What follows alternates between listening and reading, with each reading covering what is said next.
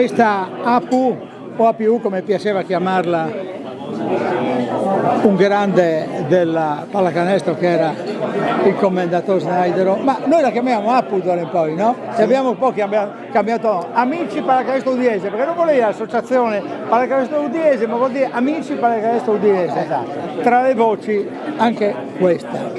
Abbiamo fatto un po' tutti una grande vittoria, naturalmente noi meno perché siamo fuori dalla porta, ma voi negli spogliatoi, al Palasport, in mezzo alle difficoltà di ogni giorno di un campionato di A2 che è sempre più difficile, che quest'anno sembra proprio irraggiungibile, ecco la ciliegina sulla torta. Abbiamo mangiato la torta pochi minuti fa. Sì, diciamo che è stato fatto un percorso che è cominciato nel 2020 dove c'è stata una vera e propria rivoluzione all'interno dell'APU con la nota divisione che c'è stata. È ripartita di fatto una era nuova, una situazione completamente nuova per l'APU ed è un percorso che ha portato nel corso di questi 5 anni, però non dimentichiamo che poteva venire addirittura dopo 2 anni perché noi abbiamo perso una finale gli ultimi 3 secondi. Tra Napoli e Verona non c'è andata dritta. Napoli abbiamo perso, ma come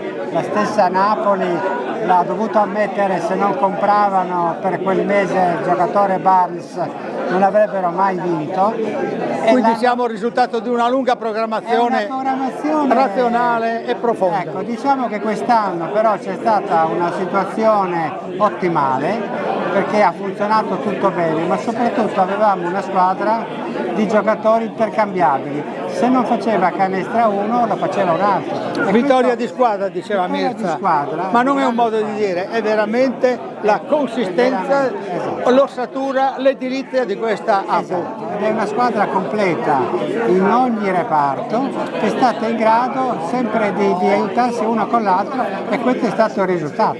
Secondo me è stata molto più forte la squadra del 2022 dove abbiamo perso gli ultimi 3 secondi, anche quella era una bella squadra, abbiamo vinto tantissimo, quella volta il regolamento ci ha danneggiato perché non era il regolamento di quest'anno dove la prima andava su diretta, là saremmo andati su 5-6 partite addirittura prima della fine del campionato. C'erano 2 gironi ancora. C'erano ancora 2 gironi e quindi è la giusta coronamento di un sogno.